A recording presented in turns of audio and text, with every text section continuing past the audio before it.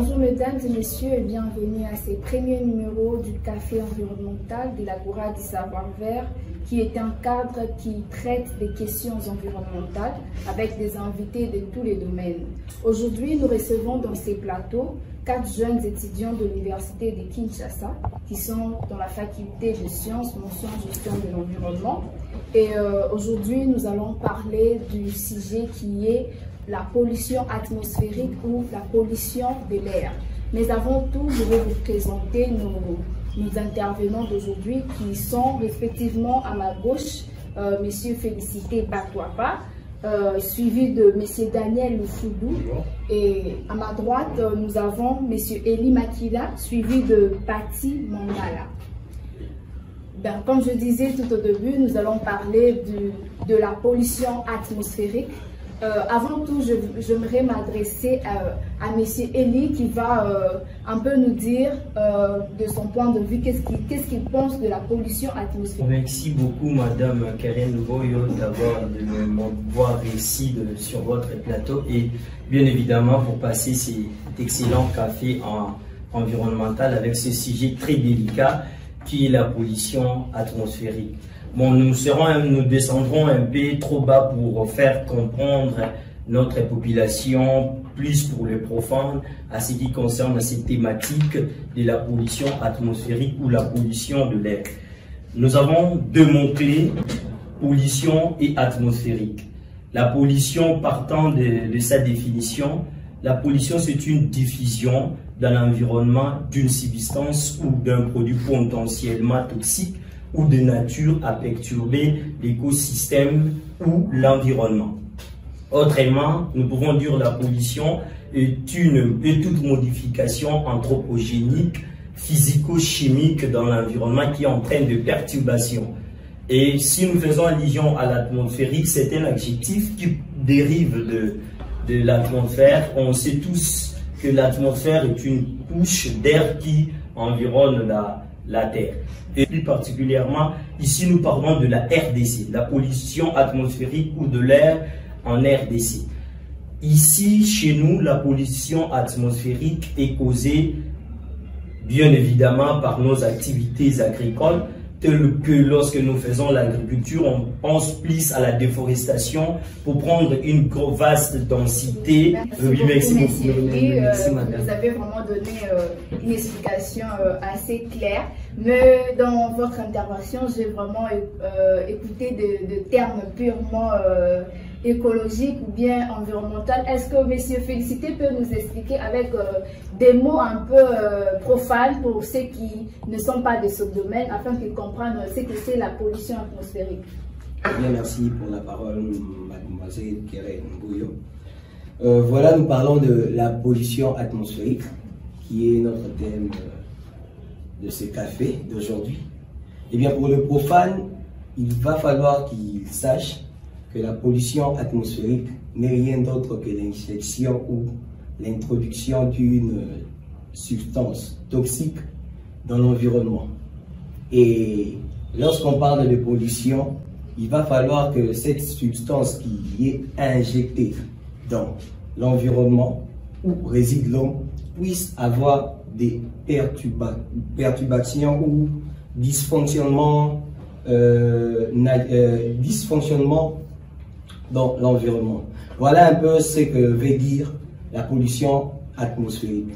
Ok, merci beaucoup, M. Félicité, de nous avoir un peu explicité avec des mots, des termes un peu plus profanes. Donc, je comprends que la pollution atmosphérique, c'est lorsque on ingère, donc l'injection de substances toxiques qui va ensuite causer un dysfonctionnement. C'est pourquoi on va parler de la pollution. Et alors, je me tourne vers M.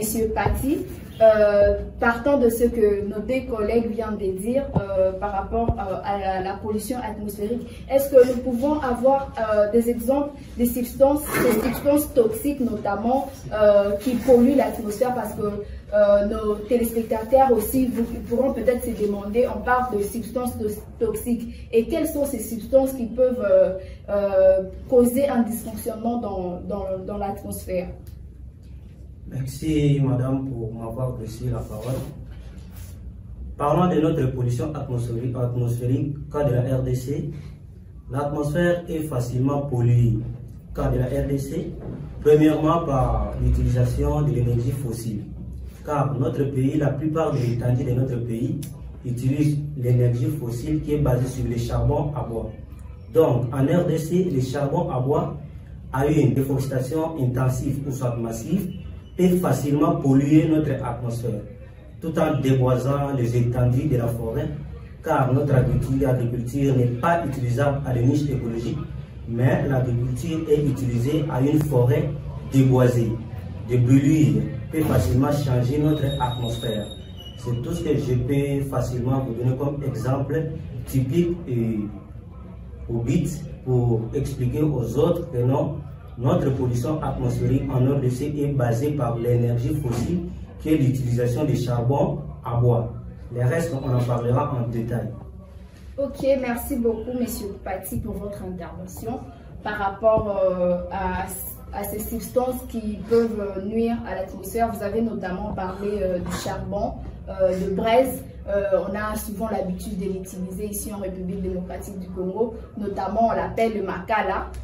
Partout dans nos ménages, nous avons l'habitude de vraiment user de cela tous les jours au quotidien. Et alors, sur ces plateaux, nous venons de comprendre que parmi ces substances qui créent un dysfonctionnement dans l'atmosphère, il y a aussi les charbons de braise partant de la manière qu'on s'en procure, du fait que les gens déboisent les forêts pour pouvoir se procurer de ces charbons de braise, notamment avec de l'arbre qui est la matière première pour sa fabrication. Alors, j'aimerais passer à Monsieur Daniel, qui va un peu nous dire, Monsieur Pati vient de dire qu'il y a notamment les énergies fossiles.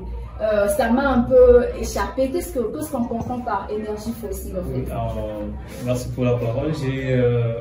Les énergies fossiles sont tout simplement les énergies qu'on trouve principalement dans la nature. Donc, que je peux citer, nous avons par exemple du pétrole, nous avons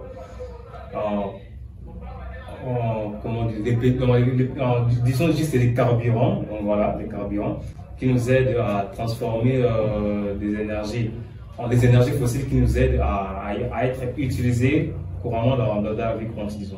Et quand on parle plus de la pollution atmosphérique, je dirais que la pollution atmosphérique est tout simplement, en d'autres termes, la quantité du CO2 émise dans l'atmosphère, parce que souvent on a tendance toujours à parler sur la pollution atmosphérique, mais quand on veut savoir c'est quoi réellement cette pollution, souvent on a toujours tendance à dire non, les déchets ou bien la pollution, par exemple la pollution de l'air, nuisances sonores, tout ça machin. Mais à savoir que la pollution atmosphérique est plus basée par l'exploitation des énergies fossiles. Parce que je me rappelle en 2006, selon des statistiques dans l'échelle planétaire, donc les énergies fossiles nuisaient déjà l'atmosphère à 73% seulement. Dans 73% seulement. Donc dans ce temps, nous étions déjà à 260 ppm. Dans les 260 ppm, en d'autres termes, c'est 260 litres de gouttelettes, okay, des litres de CO2 émises dans l'atmosphère. Et aujourd'hui, à nos jours, nous sommes déjà dans les 360 ppm, donc qui s'aggrave déjà, et nous demandons déjà en 2050, ça sera déjà comment. Mais on a déjà une bonne nouvelle que les énergies fossiles sont déjà à l'épuisement, bien sûr, à l'épuisement. Donc, bien sûr, c'est une bonne nouvelle pour l'environnement, mais c'est aussi une mauvaise nouvelle encore pour l'économie d'autres pays, par exemple l'Angola, qui se ressource plus par l'exploitation du pétrole, bien sûr. Et vu que nous sommes là comme environnementalistes, on doit premièrement trouver des solutions, okay, et comment est-ce qu'on peut remédier à cette pollution atmosphérique. Ok, merci beaucoup, M. Daniel, pour votre intervention. Par rapport à tout ce qui a été dit depuis le début, je comprends en effet que la pollution atmosphérique est causée par l'utilisation des énergies fossiles. Comme vous venez de le dire, que les énergies fossiles, ce sont des énergies que l'homme utilise, qu'il trouve dans la nature. À la fin, vous avez parlé d'une bonne et d'une mauvaise nouvelle. Vous avez dit d'une part que à force d'utiliser les énergies fossiles par l'homme, ils sont à l'épuisement. Mais comment comprendre que les énergies fossiles sont à l'épuisement, mais il y a toujours la pollution de l'air? Et comment y remédier alors à cet effet? Là, la question est posée à tout le monde. Je ne sais pas si vous allez commencer ou je peux prendre un autre intervenant. Oui, je pourrais dire sur ces cas-là parce que, en tant qu'environnementaliste, nous nous basons plus sur les 3 piliers du développement durable. Donc, qui sont les piliers économiques, les piliers sociaux et les piliers environnementaux. Donc, dans le pilier environnemental, nous dirons que la pollution atmosphérique, comme j'avais déjà évoqué, c'est la façon, les sous-exploitations des énergies fossiles, c'est ce qui met plus du dioxyde de carbone dans l'atmosphère. D'où, si on y remédie à ne plus exploiter ces énergies fossiles, nous allons déjà y remédier à la baisse quantité des dioxydes de carbone dans l'atmosphère. Et il y aura maintenant dans les piliers économiques, ça va poser premièrement un grave problème, donc qui consistera déjà, il y aura déjà beaucoup de pays qui auront déjà des problèmes parce que, par exemple, comme j'avais déjà évoqué, l'Angola, c'est un pays producteur des énergies fossiles. Nous courons un peu derrière les temps, donc merci pour votre intervention. Nous allons continuer avec notre café. Nous venons de recevoir la contribution de M. Daniel qui disait que la pollution atmosphérique qui est due à l'utilisation des énergies fossiles qui sont les énergies que nous trouvons dans la nature, que l'homme utilise pour pouvoir s'émanciper, pour pouvoir faire des activités. Alors, nous comprenons qu'à force d'utiliser ces énergies, ils deviennent à l'épuisement. Alors, j'aimerais me retourner vers Monsieur Félicité Batouaba. Monsieur Félicité, en soi, qui est responsable de la pollution de l'air, particulièrement ici en République démocratique du Congo? Particulièrement ici en République démocratique du Congo. Déjà, si vous aviez bien compris dans mon introduction, j'ai dit que avant que nous puissions parler d'une pollution, il va falloir que cela puisse avoir un dysfonctionnement dans la nature. D'où, pour parler de la pollution, il va falloir que certains éléments se réunissent, notamment un polluant, un pollueur, un milieu récepteur et la perturbation du milieu récepteur, comme je l'ai dit, les dysfonctionnements, comme je l'ai dit. D'où, nous comprenons que la pollution n'est rien d'autre que l'activité causée par l'homme. En RDC, bien sûr, comme on est en train de parler, il nous faudrait avoir un milieu récepteur, un pollueur, un polluant, ainsi que les dysfonctionnements. Le milieu récepteur, d'où que l'on est en train vraiment de se marteler, d'altérer là-dessus, c'est l'atmosphère. C'est notre atmosphère, l'atmosphère congolaise qui est le milieu récepteur. Et les polluants, comme les amis l'ont dit, c'est l'utilisation des énergies fossiles qui provoquent, qui émet des COD, les dioxyde d'azote et plein d'autres gaz toxiques que nous connaissons bien sûr. Là, ce sont les polluants, ainsi que les dysfonctionnements, c'est ce que nous appelons ici maintenant la pollution atmosphérique. Nous comprenons donc que la pollution n'est rien d'autre que l'activité de l'homme. Elle est causée par l'homme. D'accord. Merci, Monsieur Félicité, pour votre intervention. Donc, si l'on comprend bien, la pollution atmosphérique n'est causée que par l'homme. Donc, ce sont les activités de l'homme, les activités quotidiennes de l'homme qui provoquent la pollution atmosphérique. Alors, j'aimerais de ces pas me tourner vers Monsieur Paty. En fait, Monsieur Paty, j'aimerais un peu comprendre, j'aimerais un peu me mettre dans la peau de téléspectateurs, de gens qui nous suivent.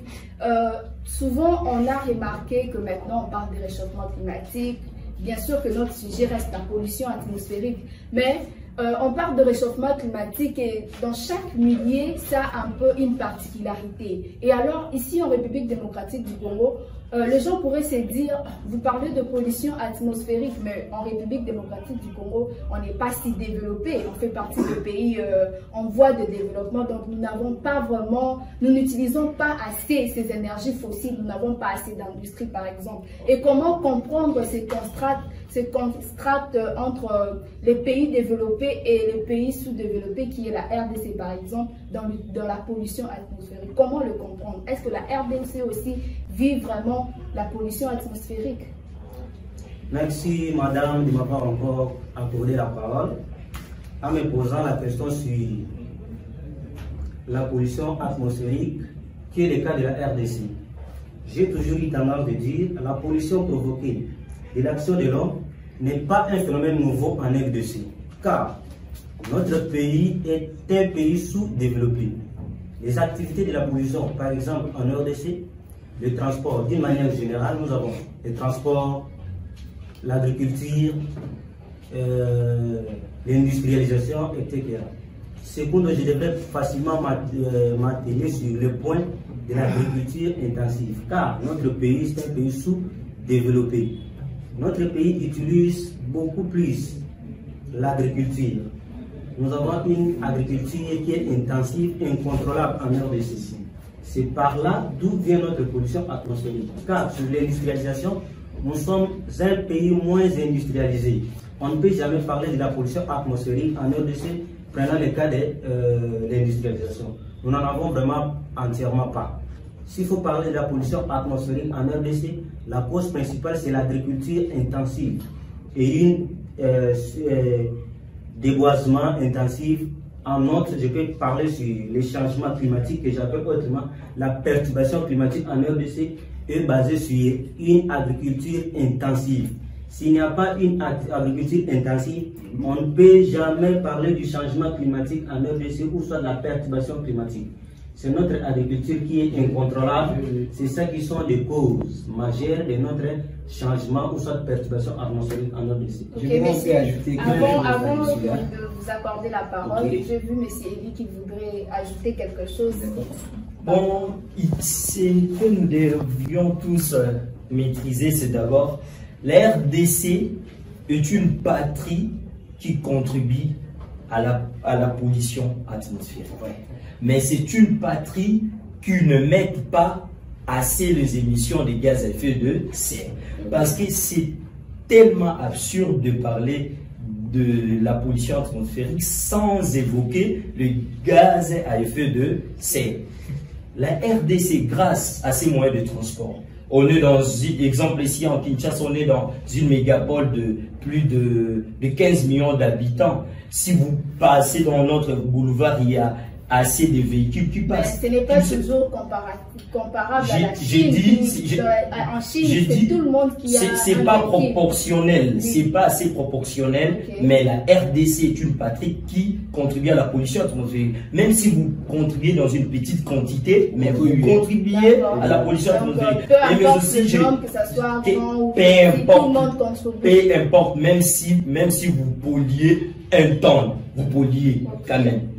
C'est un peu ça. Et ce que j'aimerais encore ajouter à ce que mon ami a parlé, lorsqu'on parle de l'agriculture, c'est plus aussi lorsqu'on parle de la brûlure de forêt. Tu vois, dans nos villages, ils ont toujours tendance, avant de faire l'agriculture, ils font une brûlure d'une grande densité forestière pour avoir de l'espace pour faire l'agriculture. Et lorsqu'ils font la brûlure de tous ces espaces, ils émettent une grande quantité de dioxyde de carbone, de gaz à effet de serre dans l'atmosphère et ça provoque la pollution atmosphérique. Et la pollution atmosphérique est l'une des clés qui cause le changement climatique. Merci beaucoup. Je vais accorder la parole à M. Félicité pour clore ces... D'accord, j'aimerais bien compléter les deux précédents intervenants par rapport à ce sujet. La RDC. La RDC pollue. Comme mon ami Eli Makila vient de le dire, il est vrai que la RDC pollue. Mais seulement, il faudrait que l'on sache quelque chose. La RDC n'est pas un pays a une grande densité d'industrialisation.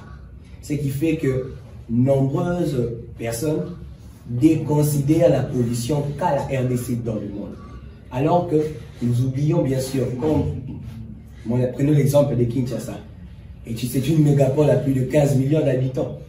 Et dans cette mégapole de plus de 15 millions d'habitants, nous comprenons qu'il y a plusieurs moteurs thermiques. Quand je parle de moteurs thermiques, je vois des moteurs à véhicules. Voilà. S'il n'y a pas d'industrialisation, bien évidemment, mais quand même il y a des véhicules à Kinshasa.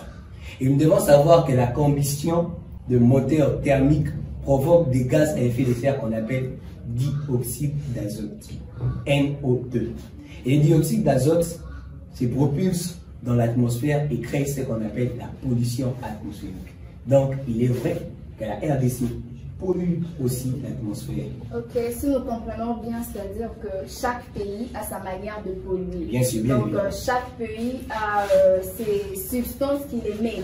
Ça ne peut pas justement être l'industrialisation, mais chaque pays a sa politique, sa manière de pouvoir polluer. Alors je voudrais m'adresser dernièrement à M. Daniel qui va un peu nous parler, qui avait un peu au tout début parlé des gaz à effet de serre.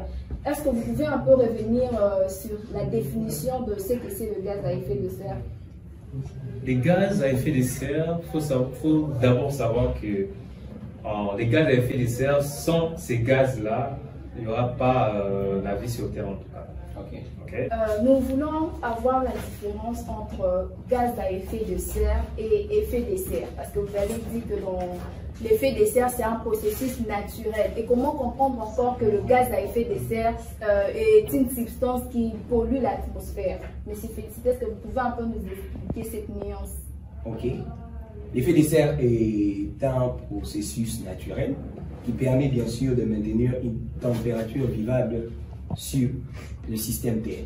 Car sans l'effet de serre, la Terre serait invivable. Et quand on parle des gaz à effet de serre, ce sont des gaz provoquant cet effet de serre. Clairement et net, c'est ça. Et maintenant, quand on parle de... on dit quoi? Pollution atmosphérique au travers de cet effet de serre ou augmentation des gaz à effet de serre, on voit juste que l'homme, par ses activités, vient encore introduire un surplus de gaz qui provoque encore une augmentation des chaleurs dans l'atmosphère, ce qui provoque encore un dysfonctionnement que l'homme ne peut pas vraiment supporter dans les jours et siècles à venir.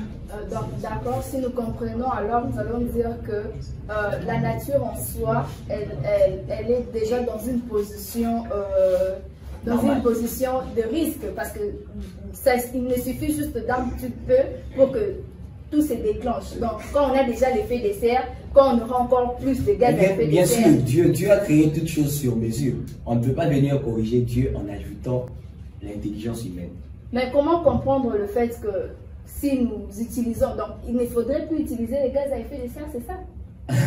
Des substances qui ont des gaz à effet de serre, parce que déjà en soi la nature est un danger pour l'homme. Mais c'est évidemment nous diminuons l'utilisation des substances qui permettent la pollution atmosphérique ou accentuer les gaz à effet de serre. C'est pour ça qu'on nous dit l'une des solutions, c'est passer à la transition écologique, c'est-à-dire utiliser les énergies propres et renouvelables. Si je comprends bien que nous devons contrôler notre manière d'agir sur la nature. Absolument, c'est ça. Contrôler notre manière de ne pas utiliser les énergies fossiles, de ne pas brûler les substances toxiques pour ne pas permettre la pollution atmosphérique. C'est déjà, vous êtes déjà en train de nous faire entrer dans l'une des questions que j'allais vous poser. Donc, quelles sont les pistes de solutions qu'on peut prévoir pour pallier à ces désagréments qu'on appelle la pollution atmosphérique?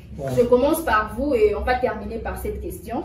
Quelles sont les pistes de solutions pour les téléspectateurs qui vous voient et qui nous regardent de partout? Ils vous aimeraient alors savoir, pendant que la nature en soi elle-même, elle a déjà des effets de serre et il ne suffit que de peu pour déclencher, je sais pas moi, on peut appeler un changement, une déréglementation. un dysfonctionnement, qu'est-ce qu'il faut alors à l'homme de faire pour ne pas déclencher cette perturbation?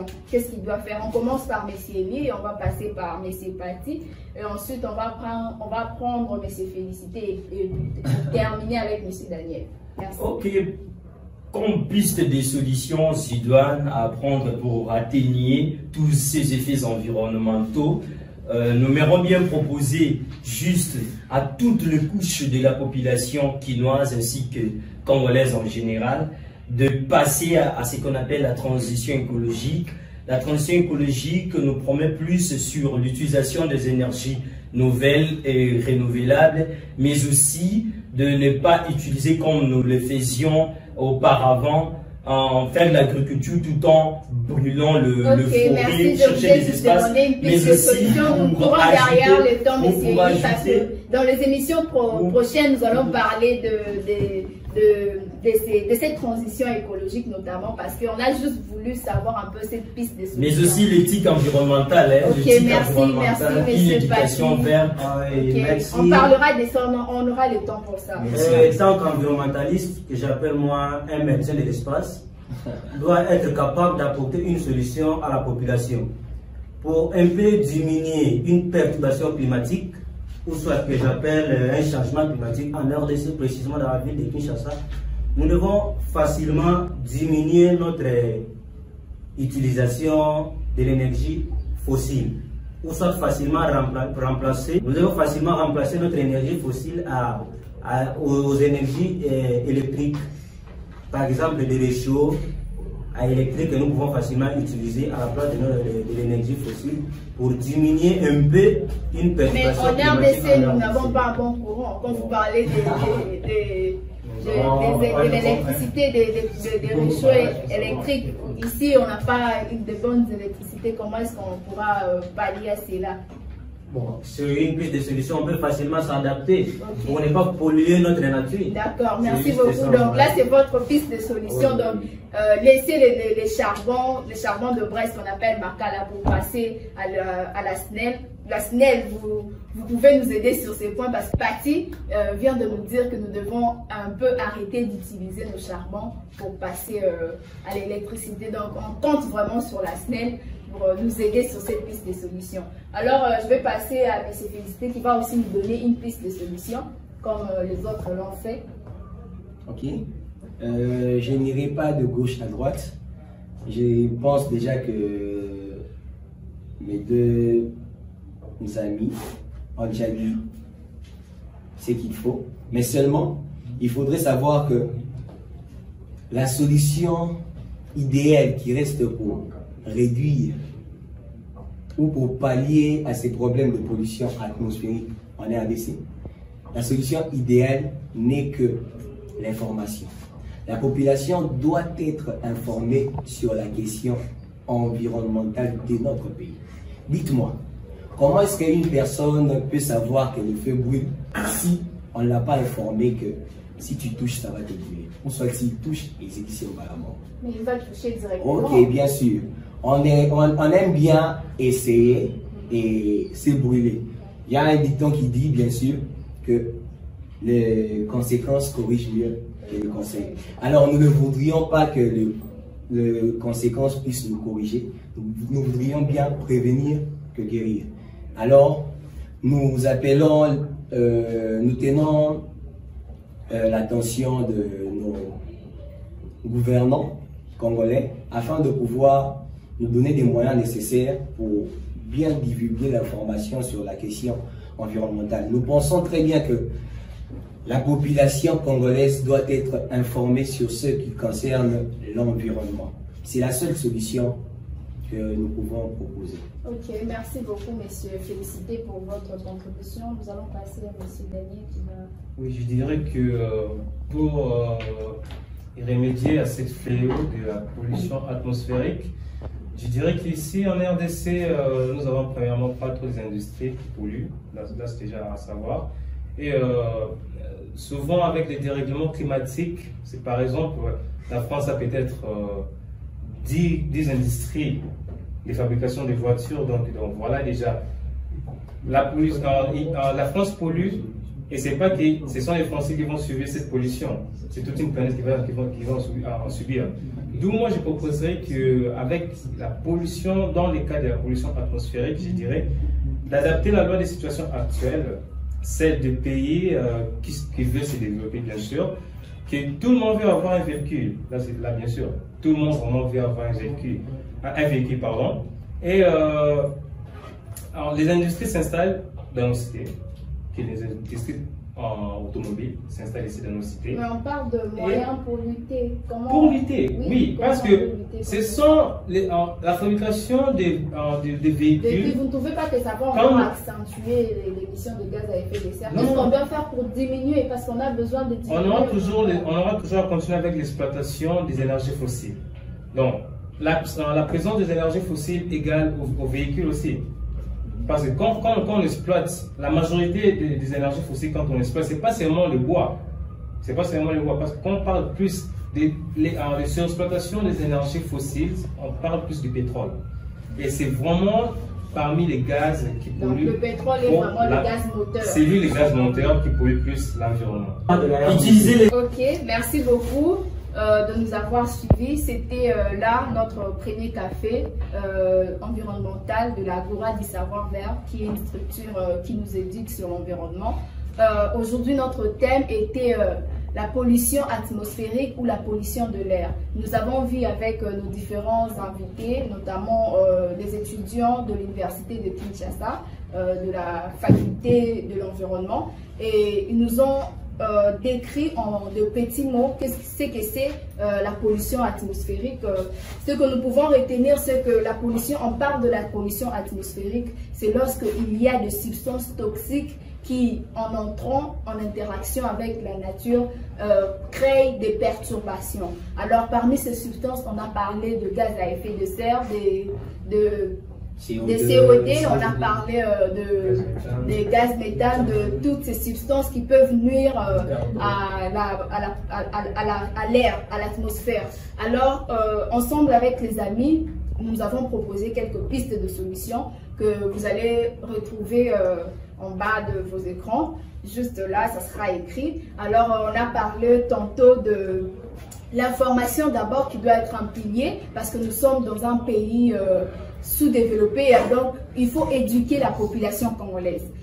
Déjà dans nos ménages, quand nous passons dans nos avenues, quand on parle genre de la question sur l'éthique environnementale, nombreux de personnes ne peuvent pas connaître ce que c'est.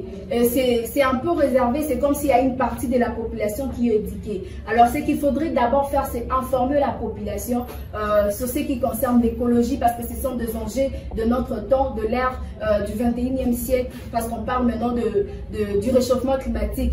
Alors il faudrait informer les gens sur ce que c'est et quels sont les enjeux qui peuvent provoquer dans notre siècle d'aujourd'hui. Alors, j'appelle à cet effet les autorités compétentes, le gouvernement, le ministère notamment de l'environnement, qui doit vraiment sensibiliser sur ce point dans les écoles, vraiment mettre ces écoles, ces cours de l'écologie pour pouvoir éduquer notre population du plus bas âge aux vieillards, afin qu'ils comprennent ce que c'est que les enjeux écologiques de notre ère.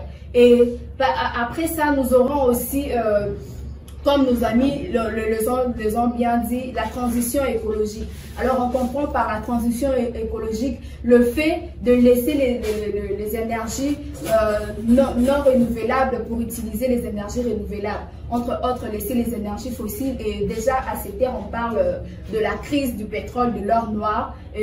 Partout dans le monde, les gens sont en train de se demander après le pétrole, qu'est-ce que nous allons utiliser, parce qu'il est déjà à l'épuisement. Et c'est ce qui cause des guerres, entre autres, pour chercher cet or noir qui est vraiment en perte, qui est vraiment en train de tendre vers la fin. Alors nous devons passer à une transition écologique qui nous permettra de pouvoir ne plus assez polluer notre air, parce qu'elle est déjà assez comme ça polluée. Alors nous devons vraiment mettre en œuvre ces politiques qui sont à l'échelle mondiale. Et donc c'était là notre premier numéro du café environnemental. Alors, nous en aurons tant d'autres sur des sujets différents. Je nous invite à aimer nos pages, à pouvoir vous abonner pour suivre le prochain numéro de Café. Vous ne serez pas surtout déçus parce que nous allons vraiment vous informer sur ce qui concerne l'environnement et toutes ces questions reliées à cela. Merci de nous avoir suivis et passez une bonne semaine chez vous.